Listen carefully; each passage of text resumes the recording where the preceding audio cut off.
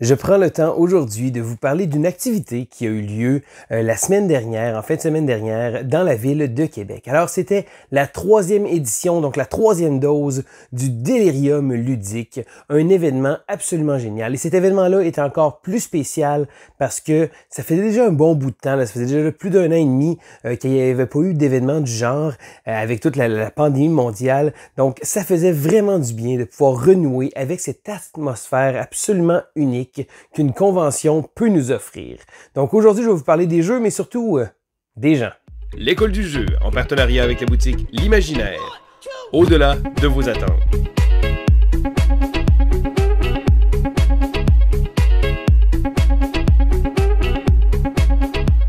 Bonjour, bienvenue à l'école du jeu. Mon nom est Sylvain et on se retrouve aujourd'hui pour un quoi de neuf très spécial. Alors comme je disais dans mon introduction, je veux vous parler du Delirium ludique, la 3e dose. Alors pour ceux-là qui ne savent pas c'est quoi, c'est un événement ludique qui en est à sa 3e édition qui est organisé par Jeff Savoie. Alors Jeff, premièrement, je peux donner un gros 2 thumbs up. Encore une fois, un événement qui a été un succès. Et là, on se le cachera pas, beaucoup d'embûches. Bon, l'événement a été fait en lien et en étroite collaboration avec la santé publique. Donc, c'était vraiment, tout était regardé. Il y a même eu beaucoup de revirements de situation. Ça passait proche de pas avoir lieu. Finalement, bon, on a pu avoir une convention. On était 250. Bon, c'est certain, le désinfectant, les masques en tout temps à l'intérieur. Le lieu avait l'avantage d'être en plusieurs salles différentes, donc c'est pas 250 personnes qui étaient au même endroit, donc ça avait l'occasion d'être divisé en plusieurs salles et d'avoir énormément de choses, mais c'était surtout une belle organisation. Et là, je veux même pas prétendre savoir la quantité de travail que c'était, donc c'est certain que tu as toute mon admiration, Jeff, mais Jeff était pas seul, parce que oui, Jeff est une armée à lui-même. D'ailleurs, vous pouvez regarder la photo, Jeff fait même le photographe, donc ça c'était pour la journée de vendredi, mais sinon Jeff a une super équipe. Et là, bon, probablement sa famille qui le supporte avec ça. Et pas juste ça, il l'aide énormément. C'était le fun de voir Nathalie toujours souriante à l'entrée. Sérieusement, c'est toujours un plaisir de te dire bonjour. Il était aidé par ses enfants. Il y a Philippe et Juliette aussi qui ont mis la main à la pâte pour aider. Mais il y a également une quantité industrielle de bénévoles et de gens pour aider à ce que l'événement ait lieu. Donc, juste pour ça, je vous remercie infiniment du fond du cœur. Parce que, bon, oui, c'est certain que c'est une belle occasion de voir beaucoup de jeux, d'essayer plein de choses et la plupart des gens vont là pour pouvoir jouer à des jeux. Mais pour ma part, bon oui, c'est certain, le jeu est le prétexte, mais ça me fait surtout du bien de voir les gens. Et là, je m'excuse, dans toute cette vidéo-là, je risque d'oublier tellement de personnes, tellement de moments, tellement de choses que je voudrais vous raconter. Je me suis fait une petite liste, mais comme je me connais, je finis toujours par l'échapper un peu. Mais c'est certain que je veux prendre le temps, justement, de vous parler de mes expériences de jeu, oui, mais de vous parler de mes expériences de gens aussi, parce que c'est l'occasion aussi rêvée de pouvoir voir un paquet de monde, parce que pour l'organisation du Delirium, comment ça fonctionne, c'est que il y a des gens qui peuvent venir de partout, parce que il y a un logis, également un service de traiteur qui est offert sur place, donc les gens peuvent simplement arriver là et rester là pour 3 gros jours de gaming intensif. On se couche à pas d'heure, les salles ferment pas vraiment, c'est toujours l'occasion de pouvoir justement voir également beaucoup de monde.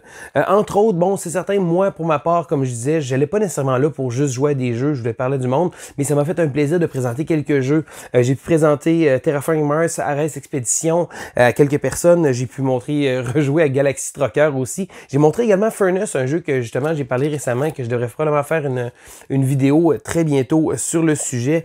Mais ça a été aussi l'occasion de revoir des visages. Et là, c'est drôle parce que c'est des gens que je considère, des gens que j'ai l'impression de connaître plus que ce que je connais en vérité. Parce que, bon, les réseaux sociaux, les choses comme ça, c'est des gens que je connais des fois depuis très longtemps. J'ai adoré, je veux faire une mention d'ailleurs, j'ai adoré jouer avec toi, Luc. Luc Rivenard, toujours un plaisir. C'est tellement le fun de jouer avec toi. Tellement humble, mais t'es toujours premier quand même. Quoique, j'ai quand même réussi à te vaincre lors d'une partie et j'en étais très fier. Mais c'est toujours un plaisir de jouer avec toi. Sérieusement, c'est toujours de voir un peu tout ça, de voir tout le monde aussi, parce que là, il y a énormément de personnes que je voudrais justement faire du name drop. Je vais faire attention parce que j'aurai pas nécessairement assez d'une vidéo pour le faire. Je veux remercier la gang d'Ilo 307. Alors Marc et toute son équipe. Marc, c'est toujours le fun de se promener dans ta salle et d'aller voir ta table de jeu, hein, les déconfinés s'amusent dans le coin. Il y avait toujours Marc avec une gang de personnes, avec des jeux souvent assez épiques, des gros jeux pimpés au 3D par Jean. Alors, des plateaux, là, je vous montre des photos, là, des plateaux absolument incroyables. C'était vraiment de toute beauté, juste pour venir pouvoir jaser avec vous autres un peu. Moi, je me promenais un peu parce que, comme je disais, bon, je me promenais de salle en salle, j'allais discuter un peu avec tout le monde. L'équipe d'Ilo 307 aussi, Fabien, Danny, Nicole, toujours le fun de vous voir. Vous êtes tellement dynamique, vous animez des jeux, vous faites des choses comme ça. Ça m'a fait également plaisir de pouvoir t'enseigner Cora, Nicole. Ça m'a fait plaisir pour que tu puisses le montrer après ça à d'autres mondes. Mais sinon, c'est toujours le fun d'aller vous voir. C'est une belle gang de passionnés. Puis c'est ça qui fait vibrer notre hobby. C'est ça qui est le fun dans notre hobby. C'est justement de voir cette dédicace là que les gens ont. Je continue aussi avec l'autre salle qu'il y avait, la salle du Randolph. J'ai eu un peu moins l'occasion de me tenir avec vous autres, mais je veux vous remercier, Gabriel et Benoît, qui étaient là sur place avec les tournois de le Roi des 12, des choses comme ça. C'était toujours le fun. Justement, j'ai pas eu l'occasion assez comme que je voudrais d'aller piquer une jasette avec vous autres, mais ça reste que c'était toujours le fun. Je continue avec, d'autres expériences de jeu. Cette fois-là, je veux vous parler d'un jeu que j'ai joué parce que, je parlais auparavant de Jeff Savoie, l'organisateur, le Grand Manitou. Mais Jeff, lui, pendant le délirium, pendant que tout le monde s'amuse, lui, il court à gauche puis à droite, il essaie de s'assurer que l'événement soit un succès. Je suis content parce que j'ai pu t'arrêter, j'ai pu te prendre pour pouvoir qu'on fasse une partie de Trade on the Tigris. Alors, Jeff n'a pas joué beaucoup de parties, mais cette partie-là a été vraiment géniale. Une belle partie à une belle table que j'ai réunie. Et là, je suis allé chercher Jeff. Là, j'ai dit, Jeff, c'est vendredi soir. Là, tu te mérites un break. Viens avec nous. On va jouer à Trade on the Tigris. Alors, pour ceux qui ne savent pas, c'est un jeu de négociation. C'est un jeu que j'avais justement joué avec Jeff auparavant et il avait vraiment apprécié. Donc, je me suis dit que c'était le bon jeu. Et là, encore une fois, comme d'habitude, toujours été autour d'une table avec des gens vraiment super. J'ai vraiment trouvé ça le fun de jouer justement avec toi, Jeff, mais aussi avec Michel puis Danny de la revanche, aussi avec Pierre Poisson. Donc, j'ai trouvé qu'on était une belle table pour un jeu de négociation comme ça.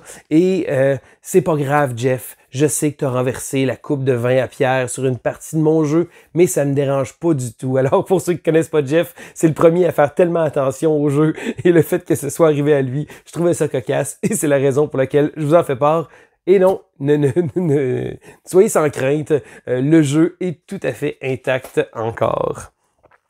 Alors, je continue avec mes expériences de jeu. Encore une fois, j'ai joué au jeu QE. Alors, Quantitative Easing. Alors, c'est un jeu que j'avais joué au Delirium il y a déjà quelques années et j'ai eu l'occasion d'y rejouer. Alors en gros, qu'est-ce que c'est? On est à la tête de gouvernement avec un chéquier en blanc et là, on va devoir tenter de miser pour obtenir certaines propriétés qui vont nous donner des points. Le X, c'est que malgré le fait qu'on a un chéquier à l'infini, donc on peut marquer le chiffre qu'on désire, à la fin de la partie, le joueur qui va avoir gaspillé le plus d'argent va être tout simplement éliminé. Alors, peu importe combien de points il va avoir fait, le joueur va être éliminé. Donc, ça fait une espèce de... Au départ, on est un peu conservateur, mais plus ça va et plus ça finit par monter. Je tiens à remercier aussi JD, Jean-Daniel, qui nous a montré ce jeu-là.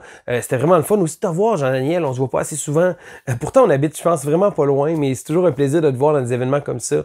D'ailleurs, JD a fait le tournoi de Pitch Car. Alors, j'ai pas participé au tournoi de Pitch Car, mais c'est toujours beau à voir. Alors, il arrive là avec sa grosse valise pleine de morceaux de Pitch Car pour faire des pistes absolument incroyables. Donc, c'est vraiment toujours super à voir.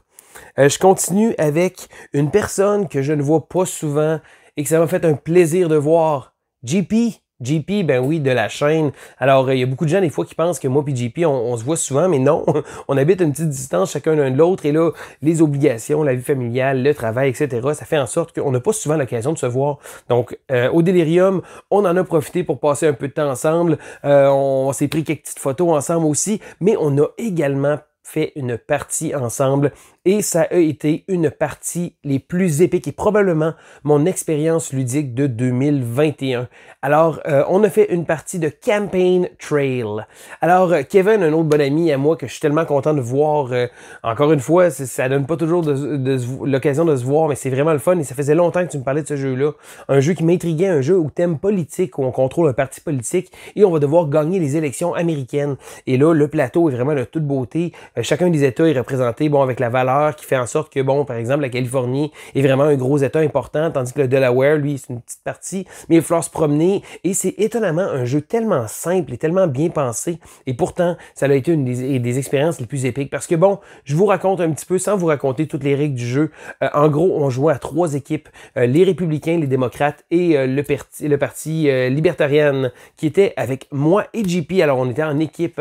Et là, on fait une partie une partie très serrée où que, bon, les républicains tirent un peu de l'arrière, les démocrates, puis nous, les libertariens, on est vraiment là, nez à nez. Et on arrive au dernier tour. Et là, les républicains, Kevin et Alex, ont fait des moves un après l'autre. Ils ont changé complètement la carte politique. Ils ont fait en sorte de remporter les 3 plus gros États américains, de gagner les faveurs de vote de la Californie, du Texas et de la Floride. Bang, bang, bang, back to back to back. Et ça fait en sorte que la partie était presque perdue pour eux et ils ont fini par dépasser tout le monde et ils ont gagné. Et on était debout sur nos chaises. On était vraiment là. C'est certain que je vous en parle là. Ça représente pas l'émotion qu'on avait sur le moment, mais c'était vraiment un moment fort et surtout un moment agréable avec des gens que j'ai aimé, que j'ai aimé jouer avec eux. Je trouvais ça vraiment super. De pouvoir jouer avec vous. Bon, il y avait aussi Nick et Sébastien que je connaissais pas beaucoup, mais maintenant on a joué une couple de parties et on va même s'organiser pour éventuellement jouer à Kill Team. Alors j'ai vraiment trouvé ça le fun parce que bon, on était une belle table et ça a fait en sorte que ça a été une expérience vraiment incroyable. Attendez-vous à ce que je vous reparle de Campaign Trail parce qu'il y a une nouvelle édition qui va sortir. Le projet était sur Kickstarter l'année passée. Probablement qu'il va y avoir une sortie, je sais pas à quel niveau il va y avoir une sortie de ça, mais c'est un jeu, je pense que moi et JP, on était complètement tombés en amour avec ce jeu-là.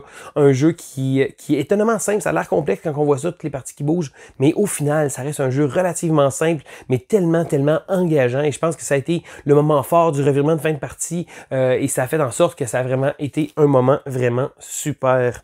Je continue avec d'autres choses du Delirium. Et là, je continue, je fais attention à ma voix. Je l'avais déjà perdue dimanche, j'avais plus grand-chose. Et là, bon, je pense qu'elle commence à osciller un petit peu. Le bazar. Et oui, André et toute l'équipe des JLDQ ont fait un super gros bazar. D'ailleurs, vous avez vu la vidéo Quoi de neuf JP qui mentionnait qu'il avait vendu énormément de jeux. Eh bien, c'est au bazar qu'il y a eu l'occasion de pouvoir amener pratiquement un cube rempli de jeux pour pouvoir en vendre. Et je sais que c'est pas toujours évident. Bon, moi aussi, j'ai vendu beaucoup de jeux. Souvent, c'est que, écoute, on finit par...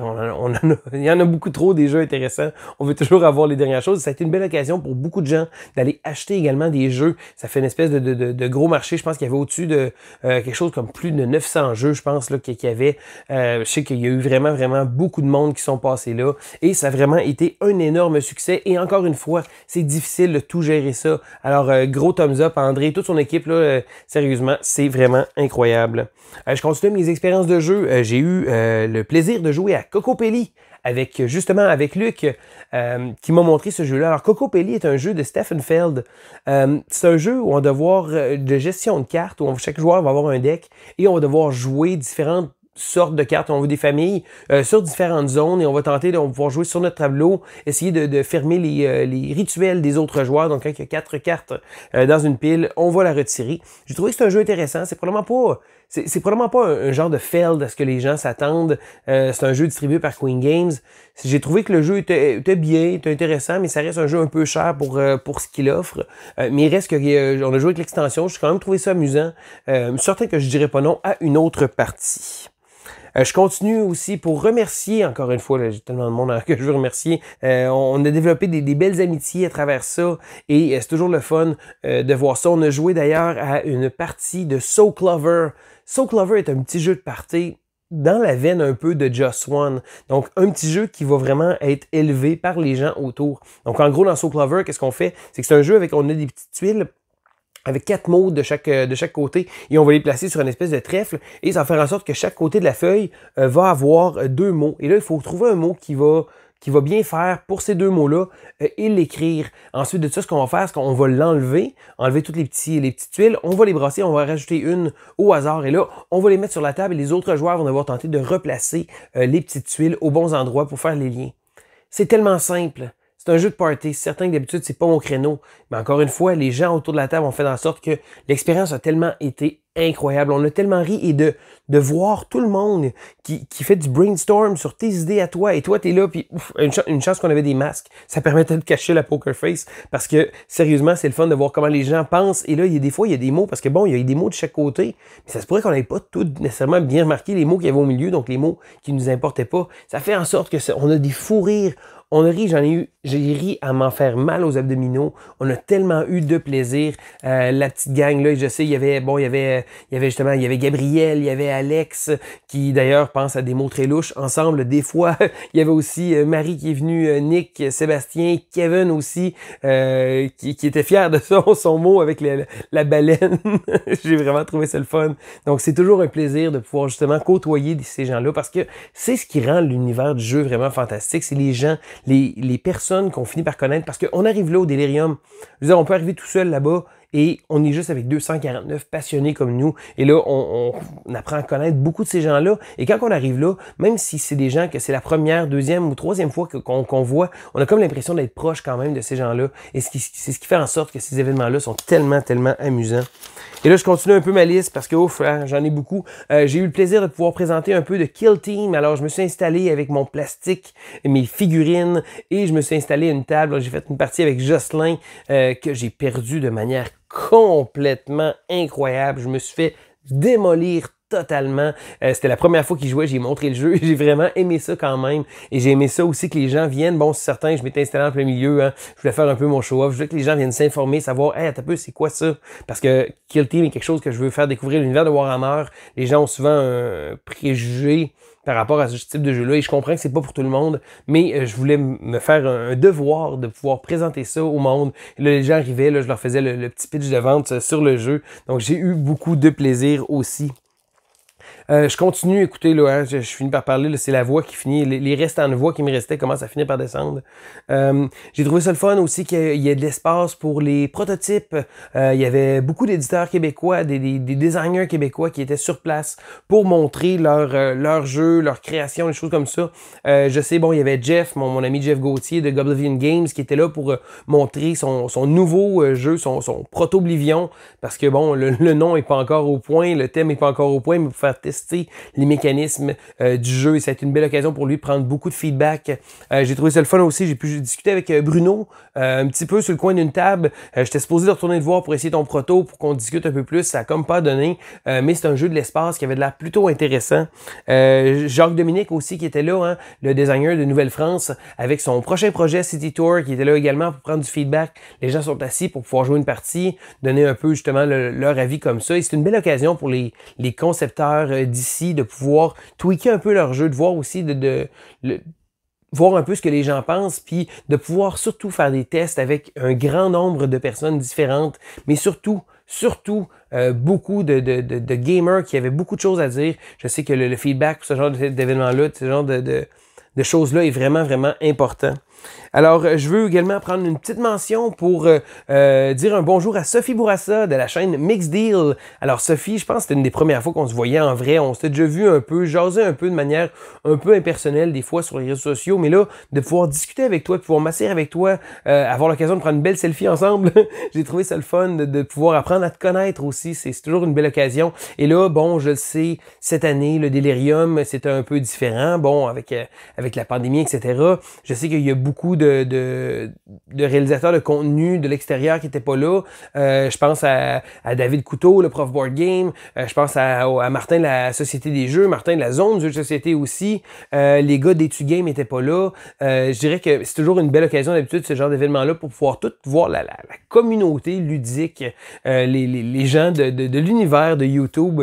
Donc c'est toujours le fun de pouvoir discuter avec vous autres. C'est certain que bon, cette année, il manquait encore beaucoup de monde, mais ça reste que les gens qui étaient là, j'ai vraiment trouvé ça agréable. Et je pense que bon, je pourrais continuer comme ça pendant encore des dizaines de minutes à pouvoir nommer absolument tout le monde. D'ailleurs, si jamais j'ai passé un bon moment avec vous, je m'excuse de ne pas vous avoir nommé. C'est difficile de nommer tout le monde, mais j'ai vraiment, vraiment apprécié mon expérience. Encore une fois, moi, j'allais plus là pour les gens que pour les jeux. Les jeux sont un prétexte. Je me suis fait un plaisir de montrer quelques jeux, j'en ai appris quelques-uns, mais c'était surtout pour pouvoir parler, pour pouvoir faire du social.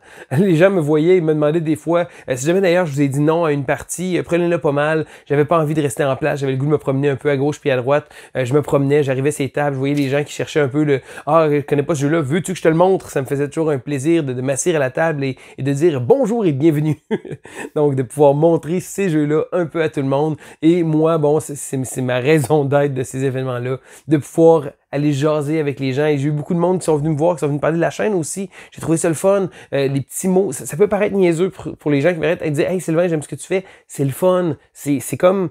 On est habitué de faire ça devant un objectif. On se filme, je suis tout seul dans mon sous-sol.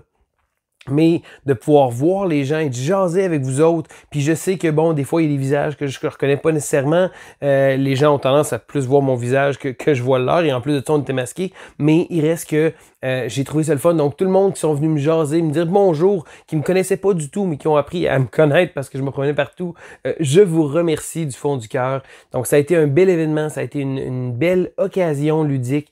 J'espère qu'il va en avoir d'autres très bientôt.